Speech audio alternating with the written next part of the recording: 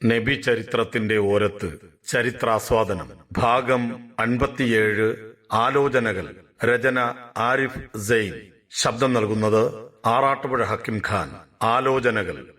മദീനയിൽ നിന്ന് മക്കയിലേക്ക് പോകുന്ന പാതയിൽ നിന്നും മാറി പ്രവാചകൻ സല്ലല്ലാഹു അലൈഹി വസല്ലമയും സംഘവും സിറിയ മക്ക പാതയിലുള്ള ബദർ പ്രദേശത്തെ ലക്ഷ്യമാക്കി യാത്ര തുടർന്നു. അബൂ സുഫിയാന്റെ സംഘത്തെ അവിടെ വെച്ച് തടയാനാകുമെന്നോ പ്രവാചകൻ സല്ലല്ലാഹു അലൈഹി വസല്ലം കണക്കുകൂട്ടി. 1000 കുതിരശക്തിയുള്ള പരശതം അപകടങ്ങളെ കടിഞ്ഞാണഴിച്ചുവിടാൻ കെൽപ്പുള്ള കച്ചവട സംഘമായിരുന്നുവല്ലോ അത്. ലാഭം മുഴുവൻ മുഹമ്മദിനെയും അനുയായികളെയും അതുവഴി അവരുടെ മതത്തെയും വിശ്വാസത്തെയും പാടെ വിപാടനം ചെയ്യാനായി വിനിയോഗിക്കുമെന്ന ഖുറൈശി മൂപ്പന്മാരുടെ ദിഗന്ധഭേദിയായ പ്രഖ്യാപനത്തിന്റെ പ്രയോഗമാണോ നടക്കുന്നത്? അങ്ങനെ തീർച്ചപ്പെട്ട വാണിജ്യ വിഭവങ്ങളാണ് ആ കാഫിലയുടെ ഉള്ളടക്കം. ഗതിവിഗതികളുടെ ആക്കത്തൂക്കങ്ങൾ നോക്കി കരുനീക്കിയില്ലെങ്കിൽ അപകടമാണോ? പ്രവാചകൻ സല്ലല്ലാഹു അലൈഹി വസല്ലമയും സംഘവും ദിഫ്രാൻ താഴ്വരയിൽ തമ്പുകൾ ഉറപ്പിച്ചു. സഖ്യകക്ഷിയായ ജുഹൈന ഗോത്രക്കാരായ 2 പേരെ കാഫിലയുടെ നീക്കം മനസ്സിലാക്കി വിവരം നൽകാനായി ബദറിലേക്ക് പറഞ്ഞയച്ചിട്ടുണ്ട്. സ്വന്തം പാണിതലമെന്ന പോലെ പ്രദേശത്തെ അറിയാമായിരുന്ന ദ്വയാംഗ സംഘം അവിടെ ഒരു കുന്നിൻ മുകളിൽ നിലയുറപ്പിച്ച് രംഗനിരീക്ഷണം നടത്തി.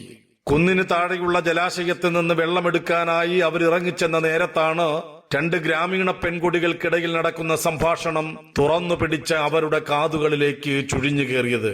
നാളെ രാവിലെ കാഫില ഇതുവഴി കടന്നുപോകും, അതല്ലെങ്കിൽ മറ്റന്നാൾ, ഒരുത്തി കൂട്ടുകാരിയോട് പറഞ്ഞു.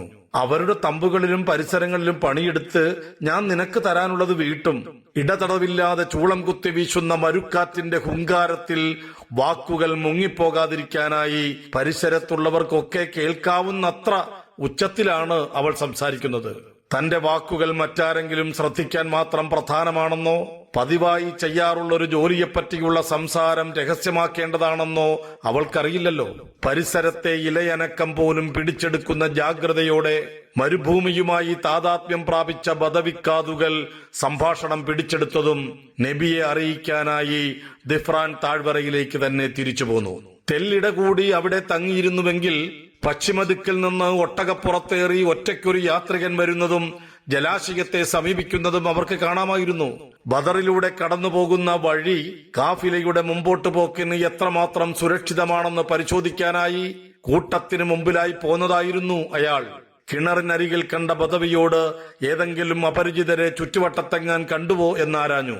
2 ഒട്ടകങ്ങളിലായി എത്തിയ 2 ആളുകളെ കുറച്ചു മുമ്പ് ആ കുന്നിൻമുകളിൽ കണ്ടിരുന്നു. എന്നിട്ട് ആകാംക്ഷയോടെ ആഗതൻ ചോദിച്ചു. കുറച്ചു സമയം അവിടെ നിന്നു, പിന്നീട് വെള്ളമെടുത്ത് അവർ അതുവഴി യാത്രയായി. യഥിരിബിന്റെ ഭാഗത്തേക്ക് ചൂണ്ടി അവൾ പറഞ്ഞു. അപരിചിത സഞ്ചാരികൾ നിന്നിരുന്നുവെന്ന് ഗ്രാമീണൻ പറഞ്ഞ കുന്നിൻമുകളിലെത്തി ആഗതൻ പരിശോധന നടത്തി. അവിടെ കണ്ട ഒട്ടക വിസർജ്യം കയ്യിലെടുത്ത് ചികഞ്ഞതും പരിചയസമ്പന്നനായ പരദേശിയുടെ മുഖം വല്ലാതായി.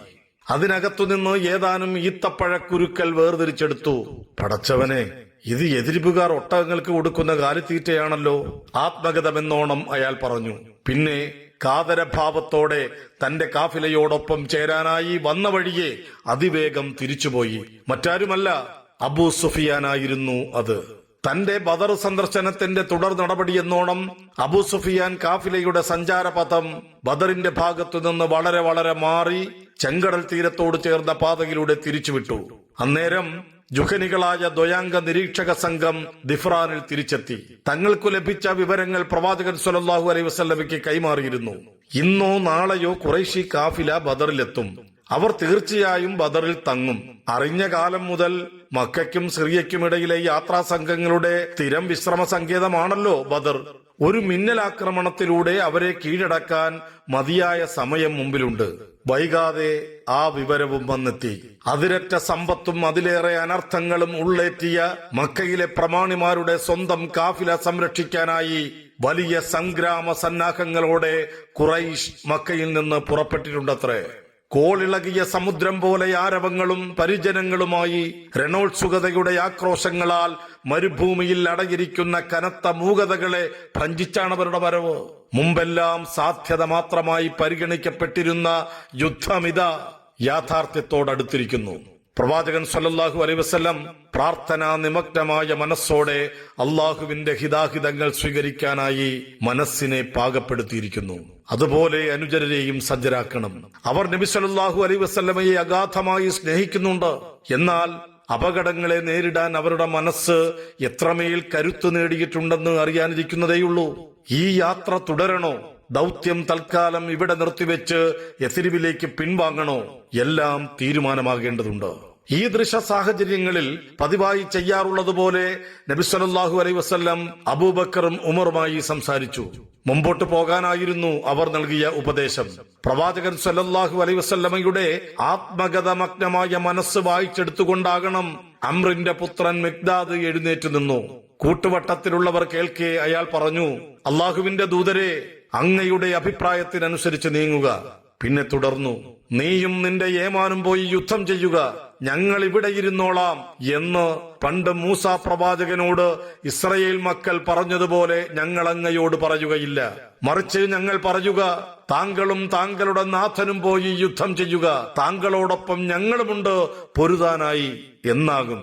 സന്ദിഗ്ധത തീണ്ടാത്ത മിഖ്ദാദിന്റെ വാക്കുകൾ നബി സല്ലല്ലാഹു അലൈഹി വസല്ലമയുടെ മനസ്സിൽ ആഹ്ലാദം നിറച്ചു.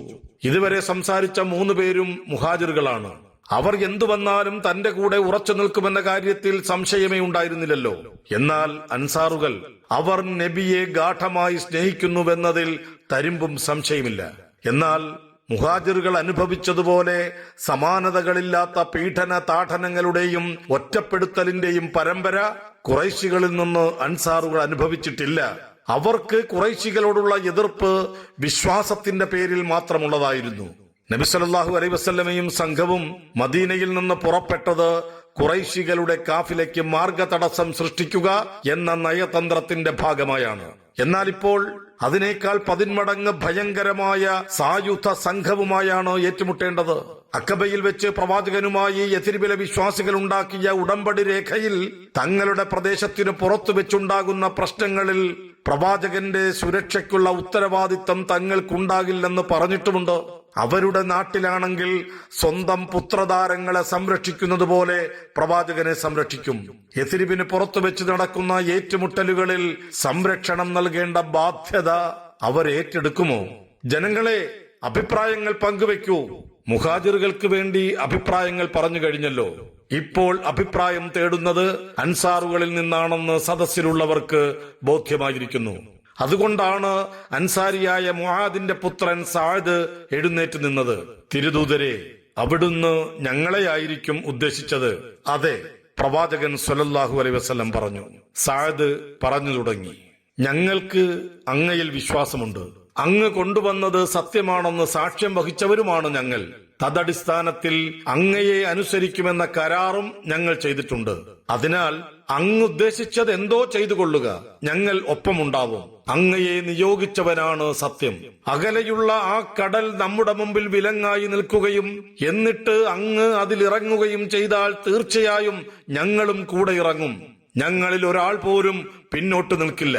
നാളെ തന്നെ ഞങ്ങളെ ശത്രുക്കൾക്ക് അഭിമുഖം നിർത്തി നോക്കൂ. ഞങ്ങൾ അധീരരാകില്ല, തീർച്ച. ഉറച്ചു നിൽക്കുവാൻ മാത്രം സഹനശേഷിയും ശത്രുക്കളെ നേരിടാൻ വേണ്ട കരുത്തുമുള്ളവരാണ് ഞങ്ങൾ. അങ്ങയുടെ നയനങ്ങളെ തണുപ്പിക്കുന്ന കാഴ്ച ഞങ്ങൾ വഴി അള്ളാഹു അങ്ങേക്ക് കാണിച്ചു തരട്ടെ. കാലമേറെ ചെന്നിട്ടും ചരിത്രത്തിന്റെ ചുവരിൽ തിളക്കത്തോടെ പതിഞ്ഞുകിടക്കുന്ന സഅദിന്റെ വാക്കുകൾ പ്രവാചകൻ സല്ലല്ലാഹു അലൈഹി വസല്ലമയെ തുഷ്ടിപ്പെടുത്തി. തിരുവദനം പ്രദീപ്തമായി, മനസ്സ് ആർദ്രമായി. ഉത്സാഹഭരിതനായി അദ്ദേഹം പറഞ്ഞു, മുന്നോട്ട് പോവുക, ആഹ്ലാദിക്കുക. 2-1 സംഘത്തെ കീഴടക്കാനാകുമെന്ന് അള്ളാഹു എനിക്ക് വാക്ക് നൽകിയിരിക്കുന്നു. ശത്രുക്കൾ ഭൂമിയിൽ വീണ് കിടക്കുന്നത് പോലെ എനിക്ക് തോന്നുന്നു.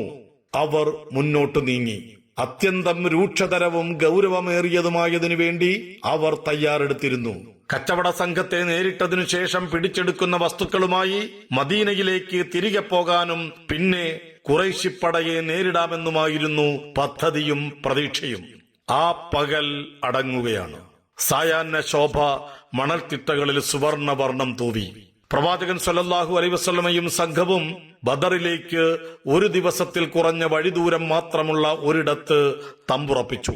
സംഘത്തെ വിശ്രമിക്കാൻ വിട്ട് നബി സല്ലല്ലാഹു അലൈഹി വസല്ലമയും അബൂബക്കറും അല്പം മുമ്പോട്ട് പോയി. എന്തെങ്കിലും പുതിയ വിവരം കിട്ടിയാലോ? വഴിയിൽ കണ്ടുമുട്ടിയ വയോധികനിൽ നിന്നാണ് വിവരമറിയുന്നത്. മക്കക്കാരുടെ പട ബദറിനോട് വളരെ വളരെ അടുത്തെത്തിയിരിക്കുന്നു. അബൂബക്കർ റളിയല്ലാഹു അൻഹുവിനോടൊപ്പം സങ്കേതത്തിൽ തിരിച്ചെത്തിയ നബി സല്ലല്ലാഹു അലൈഹി വസല്ലം സന്ധ്യയുടെ തിരശ്ശീല ചുരുൾ നിവരുന്നതുവരെ കാത്തു. തുടർന്ന് സ്വന്തം മച്ചുനന്മാരായ അലി, സുബൈർ, സഅദ് എന്നിവരടങ്ങുന്ന ചെറിയ സംഘത്തെ ബദറിലേക്ക് പറഞ്ഞയച്ചു. ആ ജലാശയത്തിൽ നിന്ന് ഖുറൈശി പടയോ സിറിയയിൽ നിന്ന് മക്കയിലേക്ക് പോകുന്ന കാഫില സംഘാംഗങ്ങളോ വെള്ളം ശേഖരിച്ചിട്ടുണ്ടോ എന്നാണ് അവർ അന്വേഷിച്ചറിയേണ്ടത്. അതല്ലെങ്കിൽ ഏതെങ്കിലും ഒരു സംഘത്തെക്കുറിച്ച് എന്തെങ്കിലും പുതിയ വിവരം. കിണറിനരികിൽ കണ്ട 2 പേർ 2 ഒട്ടകങ്ങൾക്ക് വഹിക്കാവുന്നത്ര ജലം ശേഖരിച്ച് തിരിച്ചു പോകാനുള്ള പുറപ്പാടിലായിരുന്നു. അലിയും കൂട്ടരും അവരെ പിടികൂടി പ്രവാചകനരികിലെത്തിച്ചു. നബി സല്ലല്ലാഹു അലൈഹി വസല്ലം അവരുമായി സംസാരിച്ചു. തങ്ങൾ ഖുറൈശി പടജനങ്ങൾക്ക് വേണ്ടി വെള്ളമെടുക്കാൻ വന്നതായിരുന്നു എന്നവർ പറഞ്ഞു. പറയൂ, ഖുറൈശികളെ പറ്റി പറയൂ, അവരുമായി ബന്ധപ്പെട്ട വിവരങ്ങൾ നൽകൂ. അവർ ആ കുന്നിന്റെ അപ്പുറത്തുണ്ട്. ആ കൺകൽ കുന്നിനെ ചൂണ്ടി അവർ പറഞ്ഞു. എത്ര പേരുണ്ടവർ? കുറെ പേരുണ്ട്. കൃത്യമായ ഉത്തരം നൽകാൻ അവർക്കാകുന്നില്ല. എത്ര മൃഗങ്ങളെ ദിവസം അറുക്കുന്നുണ്ട്? ചില നാൾ 9, ചില നാൾ 10. എങ്കിൽ അവർ നബി സല്ലല്ലാഹു അലൈഹി വസല്ലം കണക്കുകൂട്ടി 900-നും 1000-നും ഇടയിൽ വരും. ആരൊക്കെയാണ് നേതാക്കൾ? ഉത്തുബയും ഷൈബയുമുണ്ട്, ഹാരിസും തുഐമയുമുണ്ട്, നദറുണ്ട്. ഖുർആനിന്റെ വെല്ലുവിളി സ്വീകരിക്കാനായി പേർഷ്യൻ നാടുകളിൽ പോയി കഥകൾ ശേഖരിച്ച് മക്കയിൽ വിളമ്പി കുപ്രസിദ്ധി നേടിയ അതേ നദർ ബിൻ ഹാരിസ്. അവർ പേരുകൾ ഓർത്തെടുത്ത് കൈവിരലുകൾ മടക്കി. അബൂജഹലുണ്ട്, ഉമയ്യയുണ്ട്, സുഹൈലുണ്ട്. 15ഓളം പേരുകൾ അവർ ഓർത്തെടുത്തു. എല്ലാം കേട്ടുകഴിഞ്ഞ് നബി സല്ലല്ലാഹു അലൈഹി വസല്ലം പറഞ്ഞു, മക്കയിത അതിന്റെ കരളിന്റെ കഷണങ്ങളെ നിങ്ങൾക്കെറിഞ്ഞു തന്നിരിക്കുന്നു. പ്രിയമുള്ളവരെ, നിങ്ങൾ ഇതുവരെ കേട്ടത് നബി ചരിത്രത്തിന്റെ ഓരത്ത് ചരിത്രാസ്വാദനം ഭാഗം 57. ആലോചനകൾ. രചന ആരിഫ് സൈൻ. ശബ്ദം നൽകിയത് ആറാട്ടുപുഴ ഹക്കിം ഖാൻ. ഇൻഷാ അല്ലാഹ് തുടരും.